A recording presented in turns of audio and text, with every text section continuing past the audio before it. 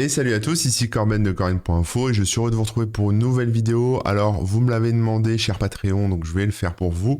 Aujourd'hui, on va parler prompts, IA, notamment pour tout ce qui est chat GPT, donc génération de texte. Et je voulais pas trop en parler parce que, en ce moment, vous savez, il y a plein de gens qui vendent des formations de prompting, qui font des cours, qui font des choses comme ça.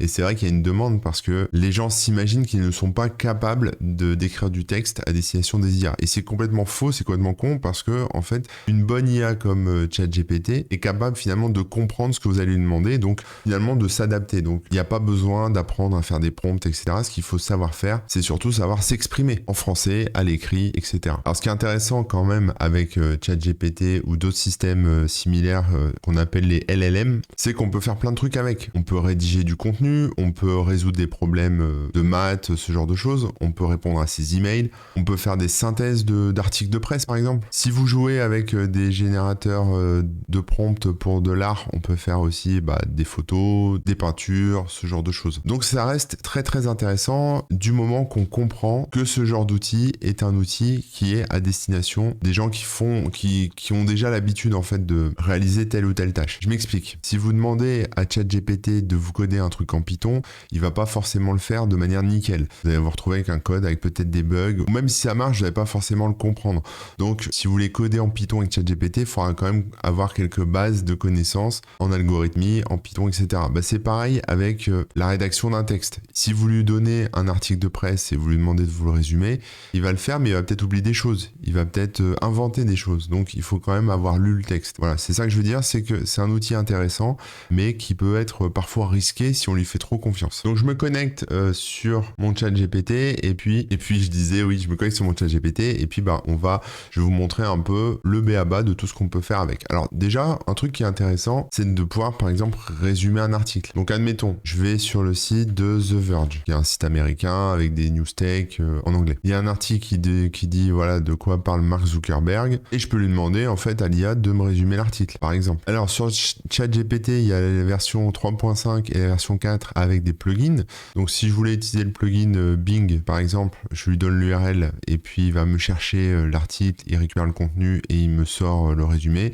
Ou alors là, pour la démo, je vais utiliser GPT 3.5 parce que c'est la version que vous avez le plus, parce que les gens ont cette version-là en version gratuite. Donc on va faire avec les moyens du bord. Mais par exemple, voilà, je peux prendre ici le texte de Mark Zuckerberg, donc la petite missive qu'il a envoyée, et puis je dis tout simplement à ChatGPT, résume ce texte, et je colle le texte. Lui, super rapidement, va me faire un résumé en français. Donc on est beaucoup plus court, mais on est quand même trop long. Donc je vais lui redire, résume ce texte en français et en moins de 3 lignes. Donc là, vous voyez, il n'y a pas de science, il n'y a rien de spécial à savoir. Je me retrouve avec un petit résumé du contenu et basta. Donc ChatGPT, les LLM, ça sert à ça, déjà à travailler du texte. On peut aussi lui faire résoudre des problèmes de maths. Je veux dire, par exemple, j'ai une disquette de 1,44 MO, ça fait combien en kilo-octets? Voilà, donc il fait des conversions. Si je lui dis multiplie 1024 par 2, 2048, etc. Donc on peut s'en servir comme ça pour des opérations de base. Et on peut raffiner en fait ce qu'on demande. C'est-à-dire que, comme je l'ai fait ici, où je lui dis mets-le en français, moins de 3 lignes. Si j'avais fait par exemple des conversions de grammes en kilos, j'aurais pu demander de me présenter un résultat en tonnes, par exemple, avec des 0, etc. Bon, ce genre de choses quoi. Donc on peut le raffiner comme ça, simplement en discutant avec. Un truc sympa aussi, c'est qu'on peut, je vais dire programmer, mais c'est pas vraiment ça, mais plutôt lui demander des choses. Lui dire par exemple, je dois préparer 3 emails pour plutôt un email pour une liste de personnes. Peux-tu le personnaliser? Donc là, je vais mettre template mail. Alors moi, je mets des majuscules pour qu'ils comprennent bien. Donc ça va être bonjour, non. Comme tu es profession à ville, peux-tu venir demain au bureau? J'aurais besoin de toi. Merci. Voilà, je peux faire un truc comme ça. Donc ça, c'est mon template. Après, moi, j'aime bien séparer des petits égales ou des petits traits. Et là, je dis voici ces personnes à qui je dois envoyer ce mail. Donc je vais dire par exemple Manu, informaticien, Clermont-Ferrand. Robert, ma sœur à Paris. Et je sais pas, Johanna, coiffeuse à Lille. Voilà, et je lui envoie ça. Et là, voilà, il me génère 3 mails en adaptant les contenus dans les cases que je lui ai donné. J'ai même pas besoin de le spécifier ce que je voulais mettre. Lui, il comprend. Il sait qu'informaticien, c'est une profession. Il faut qu'il le mette là-dedans. Donc voilà, je me retrouve avec 3 mails. Bonjour Manu, comme tu es informaticien avec l'enfant, peux-tu venir demain au bureau, etc. Donc on peut l'utiliser comme ça de manière assez facile pour compléter des templates, faire des choses comme ça. Un autre truc intéressant aussi, aussi, c'est de lui donner un rôle. Ça, c'est le truc que je fais un peu de base à chaque fois que j'ai besoin. C'est-à-dire que quand j'arrive dans un nouveau chat, je lui dis comporte-toi comme. Donc je mets par exemple, voilà, comporte-toi comme un développeur Python. Ouais, je peux lui dire ça. Et là, il dit voilà, je suis un développeur Python, ok, code-moi un hello world qui clignote. Et donc il va me pondre un code avec un hello world qui va clignoter, parce qu'on voit il y a un label, il utilise une librairie qui s'appelle Ticket, et il joue avec du rouge, du noir, du rouge, etc. Bon bref, peu importe, j'ai pas testé le code, je sais même pas s'il fonctionne, mais en tout cas, voilà, il se comporte comme un développeur Python. Voilà, et là j'ai dit juste un développeur Python. Mais si je lui dis un excellent développeur Python senior qui maîtrise à la perfection la lib Ticket, voilà, je peux lui dire ça, hein. Et donc il m'écrit un peu ce qu'il veut faire. Donc là, si je dis juste code-moi un hello world, eh ben comme il maîtrise Ticket, il va pas juste me faire un hello world, il va me faire un hello world personnalisé avec Ticket. Bon, voilà, c'est vraiment le hack de base quand on utilise ce genre de truc, c'est lui dire voilà, comporte-toi comme, ou tu es telle personne et tu es capable de faire ça, ou tu vas devoir jouer le rôle de machin, etc. Par exemple, si vous faites du jeu de rôle, vous pouvez dire voilà, tu es Gandalf et joue Gandalf et tu es dans telle situation et tu devras faire ci, ça, et puis moi, voilà. Et puis du coup, on peut comme ça s'amuser quelque part aussi, ou alors lui dire voilà, tu vas être engagé à l'armée et tu veux éviter d'être engagé à l'armée, donc tu vas devoir te faire passer pour un fou. Réponds aux questions du sergent instructeur, et voilà. Et là, il va répondre tout à côté de la plaque, etc.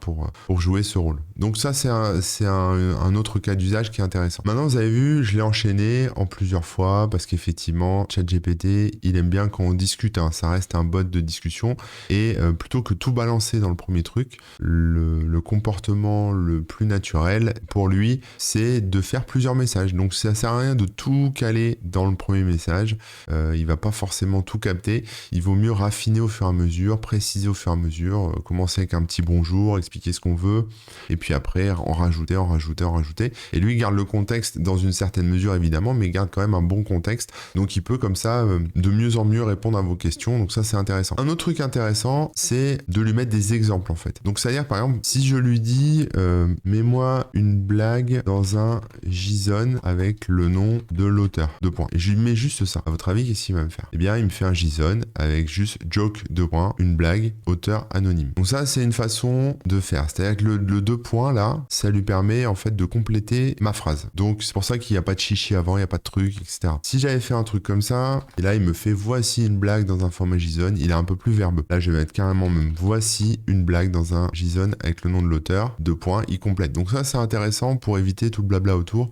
On se retrouve avec un truc comme ça, donc voilà, ça c'est plutôt cool. Maintenant, le format me convient pas et il change tout le temps. Donc ce que je vais pouvoir faire maintenant, c'est modifier un peu ça et lui dire voilà, voici une blague dans un JSON avec le nom de l'auteur, blague, auteur, et je vais mettre ici Corben. Et puis ensuite, je vais en mettre un autre là, juste derrière. Donc là, je vais donner un exemple de comment je voulais mon truc structuré. Donc j'ai mis blague ici, et là j'ai mis auteur, je pouvais changer ça, je peux mettre ce que je veux, et j'envoie. Et là, il m'en génère une nouvelle en respectant la syntaxe que j'ai donnée. Il a pas mis joke, il a pas mis autre chose, parce qu'il a vu l'exemple que je vais donner, et il auto-complète la suite avec ça en fait, voilà, tout simplement. Évidemment, plus j'en mets, plus ce sera précis, donc après, il comprendra mieux. Là, bon, là, ce genre de truc, c'est assez lambda, mais si par exemple je lui dis, voilà, voici un titre de fable de La Fontaine qui implique un animal et un objet. Donc là, par exemple, je peux lui mettre trois exemples. Voilà, la grenouille qui voulait se faire plus grosse que le paquet de pâtes, le lion qui ne voulait pas être une barre chocolatée, le corbeau et le pare-choc de Mayaris. Voilà. Et ensuite, je peux mettre un trait ici et je vais lui demander de me compléter cette liste en fait. Enfin, je n'ai même pas besoin de lui demander, je mets juste le trait. Voilà. Et lui, en fait, reprend ce modèle. D'ailleurs, il m'en met un quatrième. Il reprend ce truc. Et voilà ce qu'il me propose. Il me propose la fourmi et le téléphone portable, le renard et la télévision, le chat et le sac à dos, le loup et le ballon de football, le singe et l'ordinateur portable.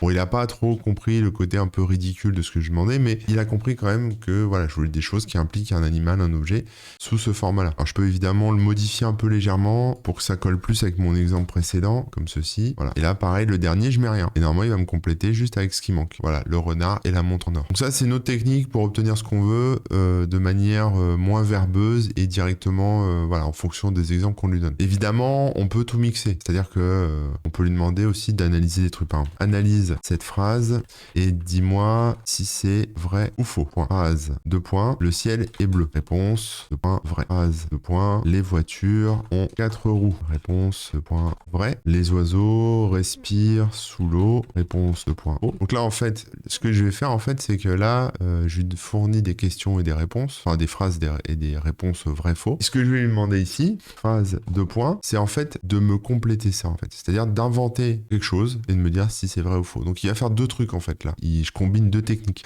Je combine une technique où il va compléter ma liste et une autre technique où il va répondre au truc quoi. Voilà, et là il me dit le ciel est vert, réponse faux. Donc il a complété le truc. C'est pas passé tout de suite, j'ai dû le régénérer une deuxième fois, mais voilà, là il me disait tout simplement il manque quelque chose. Donc on peut comme ça combiner certains prompts, enfin certaines façons de faire. Donc maintenant quand vous voulez faire un prompt efficace, il faut lui dire plein de choses en fait. Donc il faut lui dire voilà, comporte-toi comme un médecin généraliste. Ton rôle, c'est de diagnostiquer la présence d'un diabète chez ton patient, par exemple. Voilà. Et puis après, on lui dit, voilà, pose une série de questions au patient. Et après, on peut même lui dire, par exemple, question, est-ce que vous avez souvent soif? Réponse, 2 points, etc.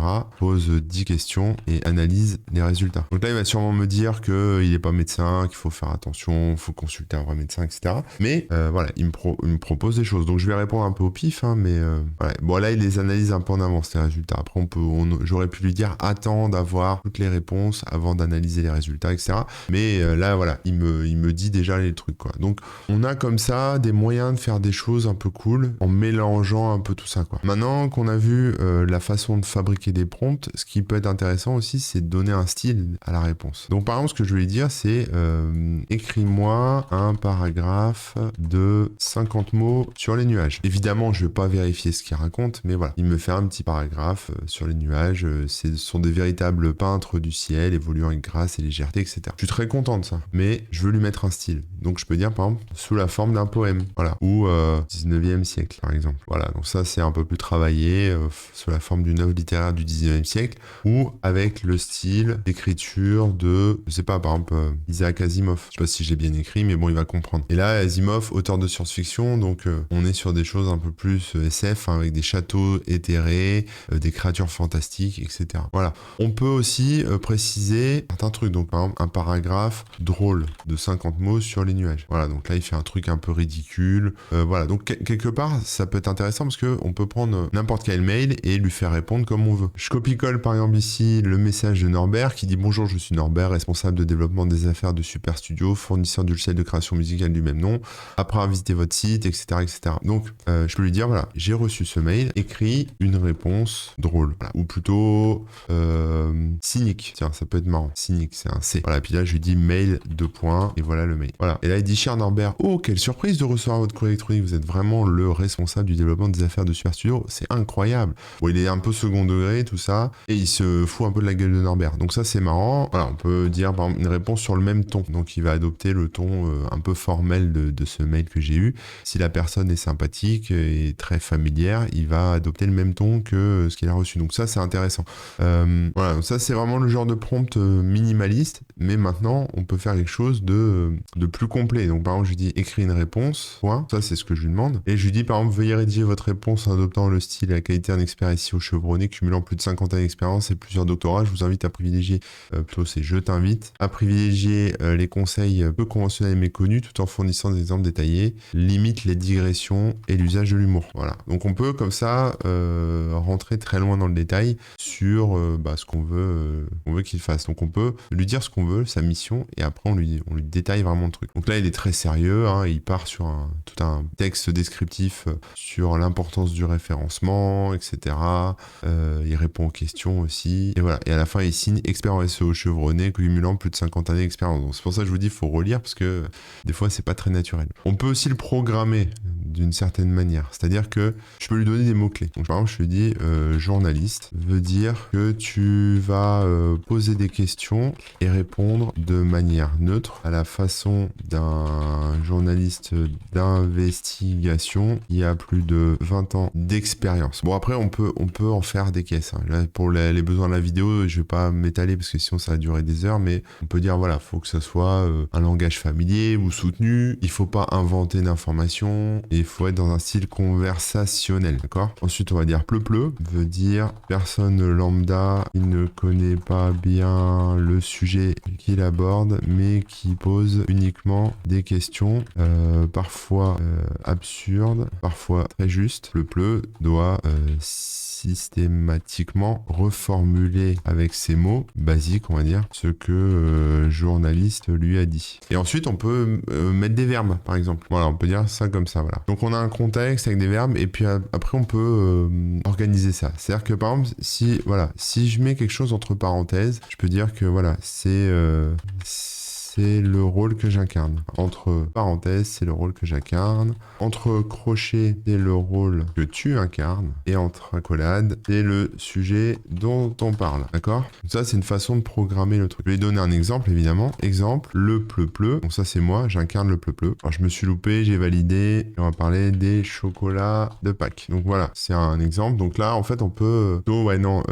entre crochets, c'est plutôt le verbe. Voilà, c'est l'action. Critiquer, répondre, résumé, voilà. Donc là, par exemple, je veux critiquer, moi, je veux que le journaliste critique les chocolats de Pâques, et j'envoie. Voilà. Et là, il dit, les chocolats de Pâques, c'est un sujet qui met l'eau à la bouche. Et du coup, le journaliste, là, il répond. Les chocolats de Pâques sont en effet une tradition, etc.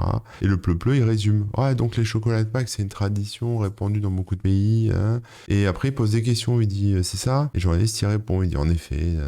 Et le pleu-pleu répond, ah oui. Donc on peut, comme ça, inventer carrément des interviews, ou en tout cas, le programmer pour ensuite faire d'autres choses. Par exemple, voilà, je parle là-dessus et je lui dis, alors je peux continuer à générer, mais je vais m'arrêter là. Je peux dire, par exemple, moi je suis journaliste et je peux dire, je vais résumer. Et puis je vais résumer quoi? Je vais résumer pour un texte, n'importe quoi. Voilà, hop, je prends un petit texte que j'ai trouvé sur un site média, sur les panneaux solaires et j'envoie. Et donc, moi en tant que journaliste, j'ai mis ça et Pleu me répond avec un résumé de ce que je viens de lui dire. Bon voilà, c'est un exemple, c'est pas forcément l'exemple idéal, mais c'est pour vous montrer qu'on peut comme ça programmer entre guillemets, en tout cas mettre des règles, définir des choses avec des parenthèses, des crochets, enfin peu importe la syntaxe que vous mettez, vous pouvez même des textes en majuscules, 2 points, etc. Pour lui dire voilà, à partir de maintenant, tu vas travailler comme ça, tu vas faire comme ça. Alors évidemment, tout ça, ça implique pas mal de problèmes, hein, c'est-à-dire que ça a été soulevé beaucoup par la presse et par les journalistes, mais l'IA,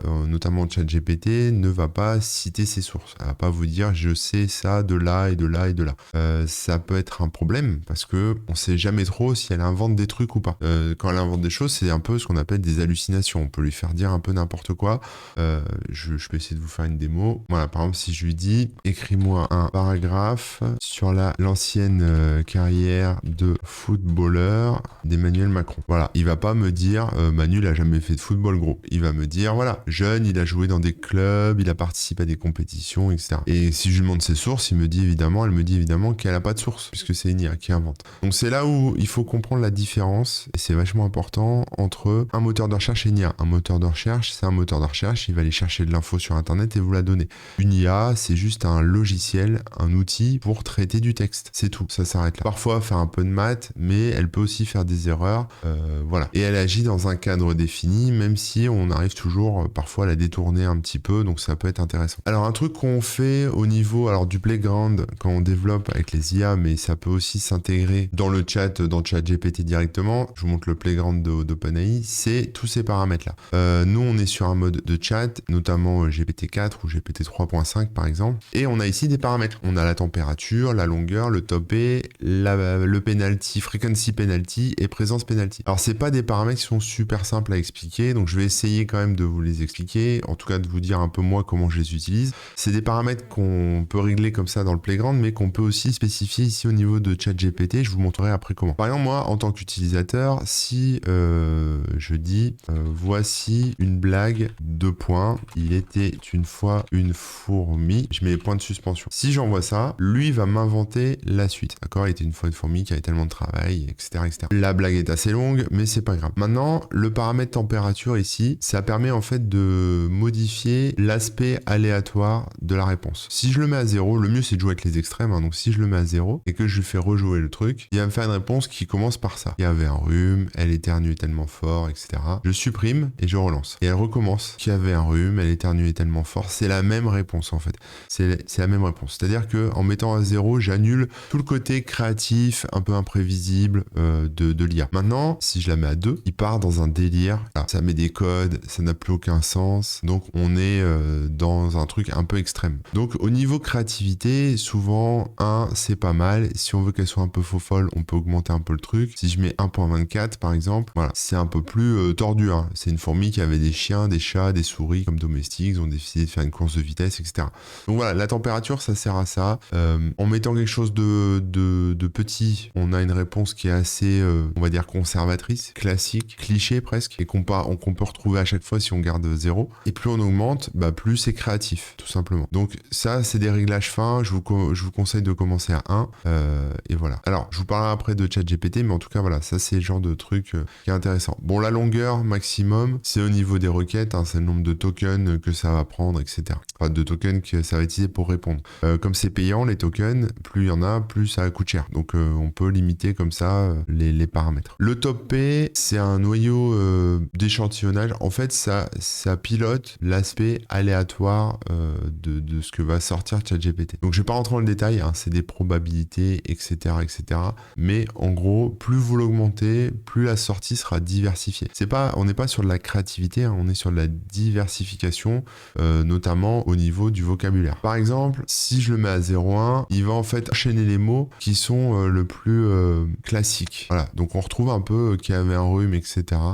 Parce que c'est la probabilité, enfin chaque mot suit le précédent avec une certaine probabilité. Et donc là, on est sur des probabilités très raisonnables, etc. Donc là, on est à 10%. Et si je passe à 72%, par exemple, la réponse va être différente. La probabilité que la fourmi est un frère qui était un éléphant et que tout le monde se moquait d'elle, etc. Déjà, on est plus élevé, plus créatif aussi, le vocabulaire change, c'est pas tout à fait pareil. Donc voilà, ça c'est un paramètre qui est intéressant de regarder aussi. Globalement, si vous jouez avec celui-là, vous n'avez pas forcément besoin de jouer avec ceux du dessous, parce que la fréquence penalty et la présence penalty, c'est pareil, c'est au niveau des tokens. Donc la fréquence penalty, ça permet d'éviter la répétition de la même ligne dans le texte ou du même texte dans le texte. Hein, vous lui demandez un résumé d'un livre ou d'une page. Si vous mettez 0 et top P 0 et température 0, il y a des chances qu'il répète plusieurs fois le même contenu dans sa réponse. Si on augmente la fréquence penalty, voilà, là il arrête un peu plus tôt, c'est moins long, c'est différent, etc. On est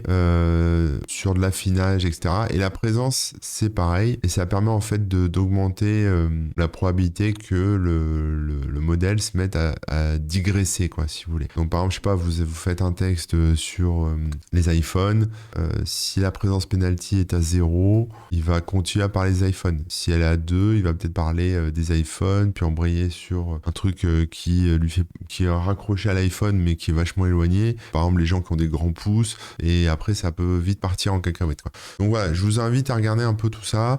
Le mieux, c'est de jouer avec ça. Voilà, c'est de jouer avec ces curseurs. Le meilleur étant la température. Hein. Autour de 1, c'est pas mal. Et puis, bon, la longueur, ça, on s'en fiche un petit peu. Et puis, le top P n'a pas forcément besoin de l'utiliser, mais voilà, plus c'est élevé et moins ce qui va sortir sera attendu. Ça sera un petit peu plus surprenant, on va dire. Donc, c'est à doser parce que ça dépend de ce que vous voulez faire. Par exemple, pour un résumé de texte, il faut que ça soit très relié au texte. Donc, on peut pas non plus partir dans un mode créatif super fort parce que sinon, ça va être assez terrible. Donc là, par exemple, si je reviens à ChatGPT, je lui dis ça, là, ici, je vais lui dire ça. Hein, prendre le message de base. Voici une blague, il était d'une fois une fourmi. Il me fait un texte, d'accord? Maintenant, je vais lui dire complète ce texte avec un paramètre de température de 2.0. Texte 2 points. Voilà. Et là, normalement, il est censé, voilà, là, il part très très loin, il est très créatif, etc.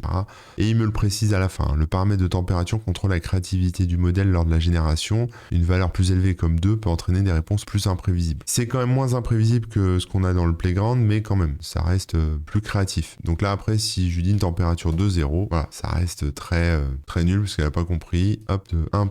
Alors, je vais lui préciser un peu de 1.0 et un top E de 0,7. Voilà. Et là, il précise l'utilisation de température donne une réponse plus aléatoire et créative, tandis que le modèle top E de 0,7 assure que les mots utilisés sont parmi les plus probables. Bon, voilà. Et si je mets 0,1, il me fait une réponse un peu plus, voilà, un peu plus tirée par les cheveux. Donc bon, voilà, je vous ai dit une connerie tout à l'heure sur le top A, je viens de m'en rendre compte. En fait, plus il est élevé, autour des 100%, autour des 1, plus ce qui va sortir va être probable, et plus il est petit, et plus ça va être improbable. Voilà, j'ai dit l'inverse tout à l'heure, je suis désolé, vous êtes peut-être gratté la tête, mais bon voilà, c'est des paramètres qui sont assez complexes à comprendre et à manipuler, donc le mieux c'est de jouer avec, hein, comme je disais, pour se familiariser avec le truc.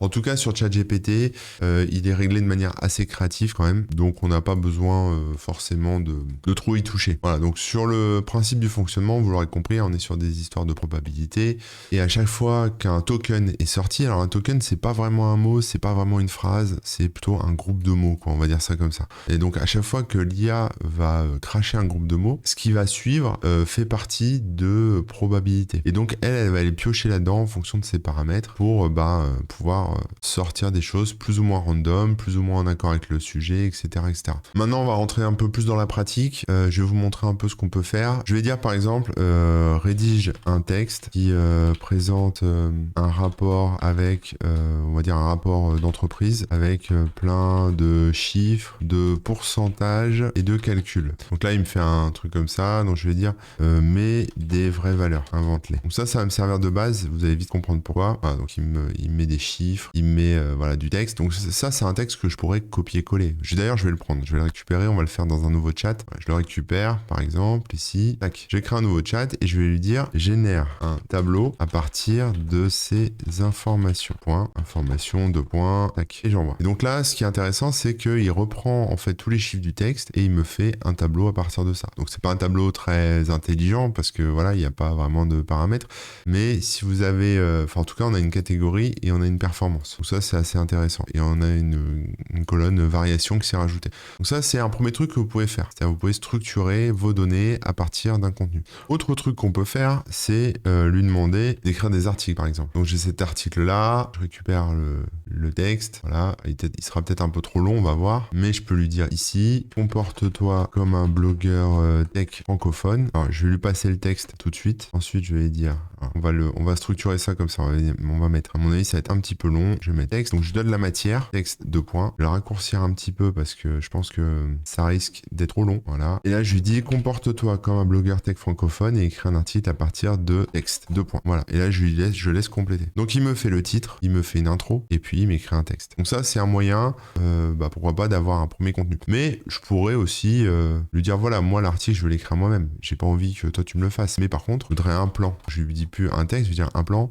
pour écrire un article de blog à partir de texte. J'envoie et là, il me fait juste un plan. Donc, c'est un moyen de travailler du contenu, de travailler des vidéos YouTube, des TikTok, un rapport, un machin comme ça. Parce que vous le nourrissez, en fait. Si je lui disais, je veux un article sur le Dyson Zone, là, je veux que tu parles de la pollution à New York, il va m'inventer des choses, en fait. Ça va pas être génial. Alors que si je le nourris en amont avec du contenu, là, il peut faire des trucs intéressants. Maintenant, si je prends ce texte ici et je lui dis, par exemple, je ne sais pas ce que c'est que EPA. Bon, c'est là, genre, je ne sais pas ce qu'elle fait, l'EPA. Je peux lui dire aussi, je peux lui demander des éclaircissements sur le texte. Donc, on peut l'utiliser un peu comme un truc un peu savant qui va nous en dire plus. Donc, je vais dire, par exemple, explique-moi ce que veut dire environnemental nana et sa mission dans texte. Voilà, et j'envoie. Et là, il m'explique ce que c'est. Voilà, c'est ça sert à ça, etc. Donc, s'il y a des choses que vous ne comprenez pas dans un document, dans un texte, vous pouvez le mettre avec le contexte, etc., avec le truc, et il va vous expliquer ce que ça fait. Si je lui ai demandé d'inventer, bon, peut-être qu'il saurait, peut-être pas. Donc, ça, faut voir, quoi.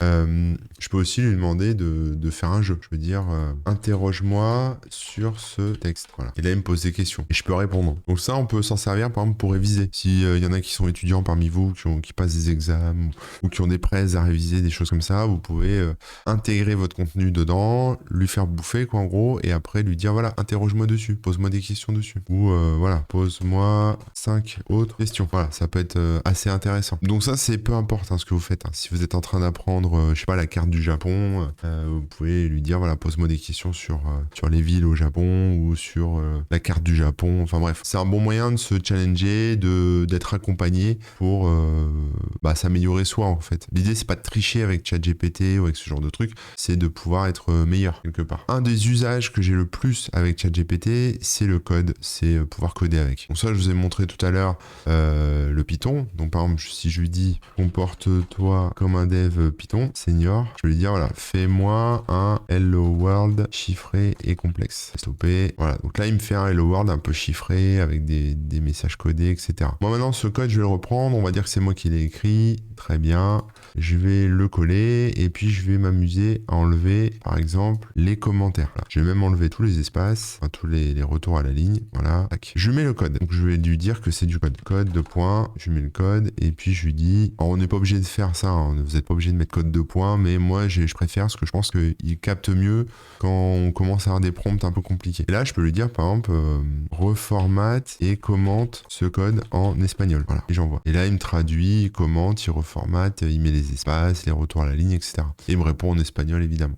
C'est un moyen d'améliorer du code. Par exemple, si vous avez codé un truc et que vous n'avez pas fait de commentaires dedans, vous n'avez pas documenté votre code, vous pouvez documenter ça. Vous pouvez lui dire aussi, écris-moi une doc en Markdown sur mon code. Voilà, et là, il fait une doc en Markdown où il explique les fonctions, les paramètres qu'elles prennent en entrée, ce qu'elles vont cracher en sortie, comment on les utilise, etc. Je peux aussi lui dire de débugger mon code. Alors, pour débugger, c'est simple.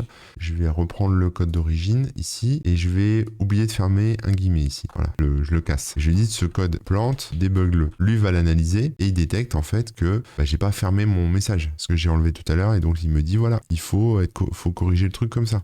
Et ensuite il va un peu plus loin, il s'auto-analyse là et il me dit voilà, il y a une erreur de concaténation dans telle fonction, etc. Donc on peut avoir comme ça des retours super intelligents sur ce qu'on a fait et à la fin il me crache mon code corrigé. Donc ça c'est cool. Je peux aussi lui demander de l'optimiser. C'est lent, optimise-le à fond. Donc vous voyez là, en fait on est vraiment sur des usages, des façons de faire, mais il n'y a pas de vocabulaire magique, des paramètres magiques, etc. quoi. C'est vraiment, on lui demande des choses. Et donc là voilà, il m'a fait des petites optimisations. Par exemple ici, je mettais les caractères chiffrés dans une string et il me dit c'est pas la peine, c'est déjà des caractères, c'est déjà une string, donc tu peux l'enlever. Ce genre de choses, voilà. Un truc excellent, moi que j'adore, c'est par exemple converti ce code en C++.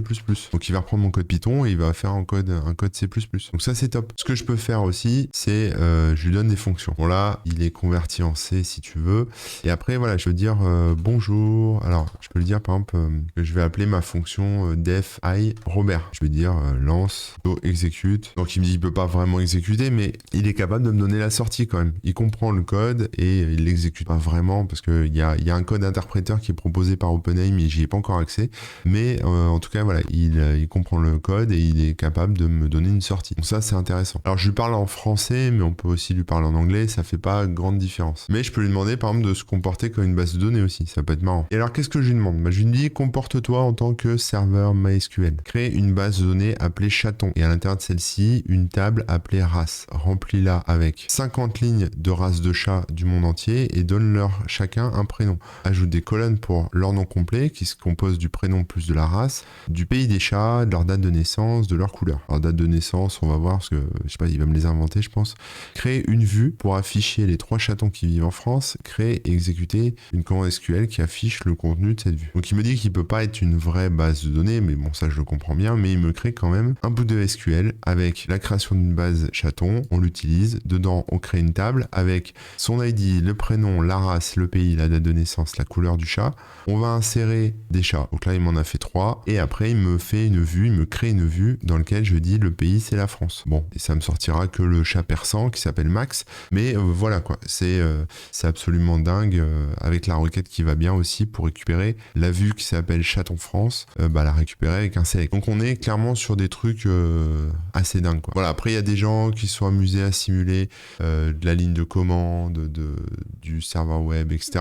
C'est un peu débile, mais ça peut être marrant. Par exemple, je lui dis, voilà, comporte-toi comme un shell Unix et réponds à mes commandes. Voilà, donc là, je vais faire un ls, je vais faire un cat fichier 1.txt, voilà, et il m'affiche le contenu. Si je fais un rm fichier 1.txt, il me dit que ça a été supprimé. Maintenant, si je refais un ls, j'ai plus mon fichier 1.txt. Donc, vous voyez le délire du truc. C'est-à-dire que là, on est sur de la simulation, il n'y a pas vraiment de fichier derrière, il n'y a rien du tout. Mais il invente, il s'éclate, il invente, il comprend ce que je lui dis, supprime des trucs, etc. quoi. Voilà, maintenant, je prends un texte ici, par exemple, et puis je peux lui dire aussi, je vais mettre le texte, résume, non, attends, hop, on va mettre autrement, on va mettre, traduit ce texte en français et attribue un emoji qui correspond au sens de chaque phrase. C'est des exemples à la con, mais c'est pour vous montrer ce qu'on peut faire, voilà. Et donc là, il reprend le texte et puis il me met un emoji machin. Intègre-les directement dans le texte. Voilà. Et là, il met un emoji. Donc on peut comme ça décorer son texte, rajouter des trucs, etc.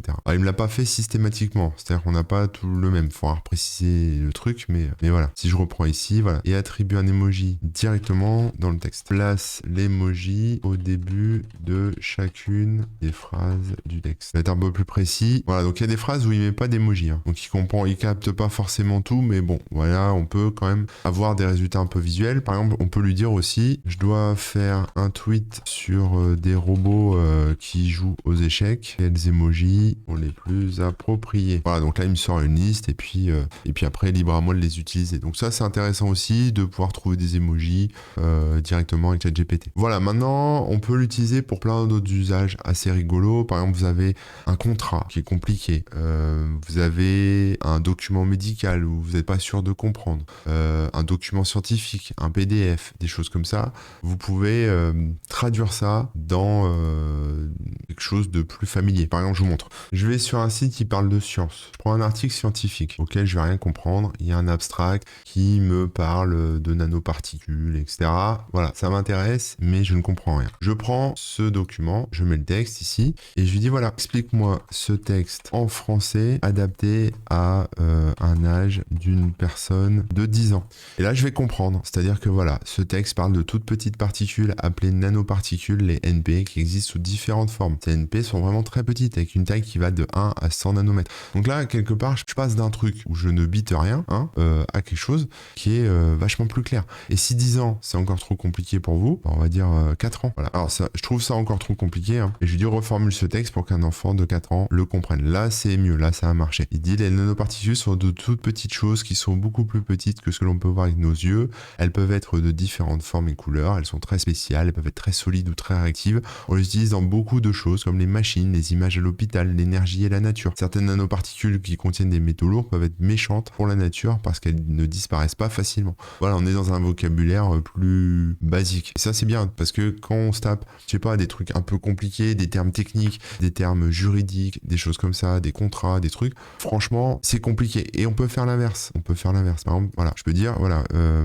je suis avocat, j'ai 4 ans et j'aimerais rédiger un contrat qui engage mon voisin à tondre la pelouse. Peux-tu faire ça?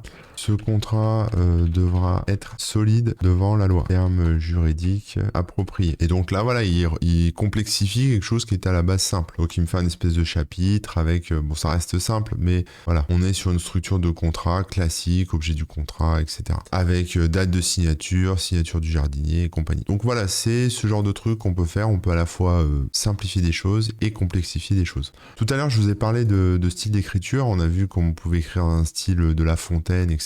Maintenant, je vais prendre par exemple cet article sur le Dyson là. Voilà, alors je l'ai pas lu l'article. Je vais mettre le texte. Je vais dire en utilisant le même style que l'article ci-dessus, rédige un article au sujet des smartphones roses. Et là, il m'a écrit un truc dans le même style que l'article précédent, mais sur les smartphones roses. Donc on peut comme ça copier le style.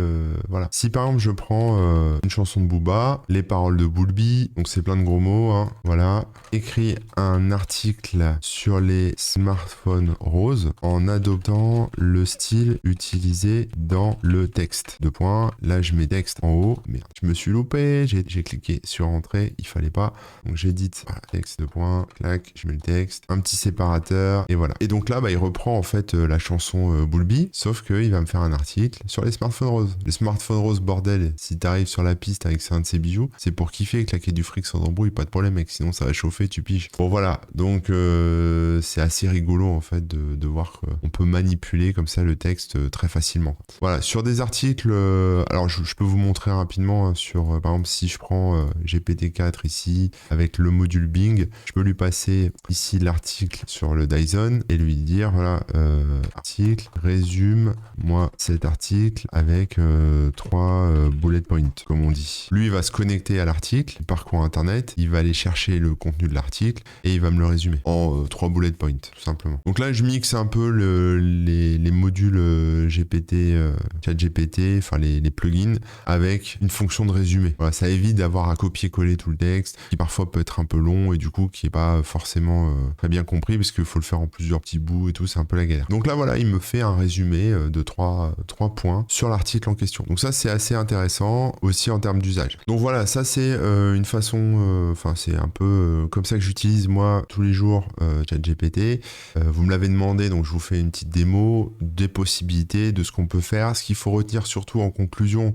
Et après, je pourrais peut-être dans d'autres vidéos, si ça vous intéresse, en tout cas, si ce que je viens de faire là, ce que je viens de vous montrer vous a intéressé, on pourra aller plus loin la prochaine fois avec des choses un peu plus pointues, notamment l'utilisation, l'automatisation de l'utilisation de GPT avec Zapier par exemple. On pourra parler des enchaînements, on pourra parler de prompts un peu plus balèzes qui permettent de faire des choses plus cool encore. Par exemple, générer des images avec Midjourney, faire des articles qui sont mieux construits, par exemple des articles de blog qui sont mieux construits ou carrément préparer des business plans, des trucs. Enfin bref, vous me dites un peu ce que vous voulez. On pourra parler aussi, pourquoi pas, de la façon dont on procède pour détourner un peu les sécurités de ChatGPT et lui faire dire des choses qu'il n'est pas censé dire. Voilà, il y a plein de trucs qu'on peut faire autour de ça. Là, je vous ai vraiment montré, on va dire, des choses classiques, en tout cas qu'on peut utiliser sous la forme d'un outil. Mais vous l'avez vu dans mes vidéos précédentes, moi j'utilise pour tout un tas de trucs, notamment de la requalification de texte. On peut prendre la température d'un texte dans le sens où on peut savoir si ce texte est par exemple positif, négatif, quelles sont ses thématiques, quelles sont, voilà, pour retravailler des choses comme ça. Voilà, mais déjà avec ce que je vous ai montré là, il y a de quoi faire, ça peut vous donner plein d'idées. Je vais vous montrer un dernier site sur lequel il y a pas mal d'idées aussi. Je repartage mon écran, ça s'appelle flowgpt.com, flowgpt.com, qui est assez intéressant parce que justement les gens partagent leur prompt et il y a plein de trucs. Voilà, on peut faire un prof de langue et apprendre une langue, ou alors avoir des conseils financiers, etc., ou lancer des jeux. Enfin, il y a plein de trucs. Alors évidemment, tous ces prompts là sont tous en anglais, mais vous pouvez les adapter en français ou jouer avec en anglais directement. Voilà, on a par exemple un que j'aime bien, c'est Wrong ChatGPT, où il dit que des conneries. Donc ça veut dire que je le prends ici, j'ouvre un ChatGPT, je lui dis, voilà, hop, je lui dis de mal se comporter, de répondre faussement à toutes les questions, et je lui dis, explique-moi pourquoi le ciel est bleu. Et lui, son rôle dans la vie, ça va être de me répondre avec des trucs faux. Donc ça, c'est un prompt un petit peu marrant. Voilà, le ciel est bleu parce qu'il y a plein de petits lutins qui peignent sans cesse le ciel avec de la peinture bleue. Ils travaillent jour et nuit, c'est pourquoi le ciel reste toujours de cette couleur. Mais attention, ce sont des lutins très timides. Si tu essaies de les chercher, ils se cacheront immédiatement, ce qui rend leur travail invisible à nos yeux. Bon voilà, donc c'est ce genre de truc. Après, là, c'est pour rigoler, hein, mais il y a des choses plus intéressantes. Il y a du jailbreak, il y a de la finance, il y a des gens qui essaient d'explorer un peu l'imagination aussi, au travers de ce qu'on appelle des hallucinations, donc inventer des nouvelles choses en fait en faisant travailler l'IA pour qu'elle parte dans des délires. On peut concevoir par exemple des scripts pour TikTok. Enfin bref, vous faites un peu ce que vous voulez avec FlowGPT. Il y en a plein d'autres, hein. Il n'y a pas que celui-là, mais bon voilà. Voilà, on arrive à la fin de cette vidéo. vidéo qui était un peu longue, je pense, mais comme vous me l'avez demandé, bah, je me suis dit j'allais vous le faire. On vient d'effleurer un peu la surface de ChatGPT, de comment on utilise ce truc. Après, on peut l'utiliser aussi, on peut utiliser tout ce que je viens de vous montrer sur des LLM, donc des modèles comme Llama, etc.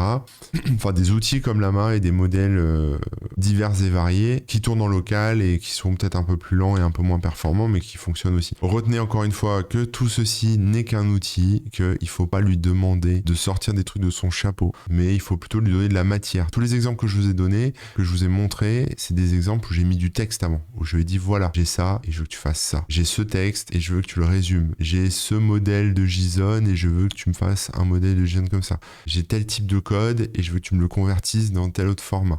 Donc il faut lui donner de la matière, c'est ça le secret, il faut lui dire comment on veut qu'il se comporte, il faut vraiment lui montrer la voie, lui montrer le chemin, lui montrer le modèle en fait. C'est comme un enfant qui va copier un modèle. Une fois que vous aurez compris ça, mais il n'y a pas besoin d'acheter des formations ChatGPT, de suivre des vidéos YouTube comme la mienne à rallonge pour maîtriser. Après c'est juste vous, votre imagination, vos réflexes, votre habitude, ce que vous voulez obtenir et puis après ça passe par des ajustements, c'est-à-dire vous allez faire évoluer le truc petit à petit, dire bah non là j'ai pas la réponse qui me convient, allez je modifie mon prompt et je le change. Voilà, et petit à petit vous allez arriver à un truc vraiment cool et si après vous l'allez plus loin, bah, tous ces trucs là après sont entièrement scriptables. Comme je disais, on peut le mettre dans du Zapier, on peut faire des scripts en Python, on peut automatiser tout un tas de choses autour de ça. Donc le contexte est important, le contenu qu'on lui apporte est important, mais au-delà de ça, il n'y a pas de mots-clés secrets, il n'y a pas de techniques secrètes.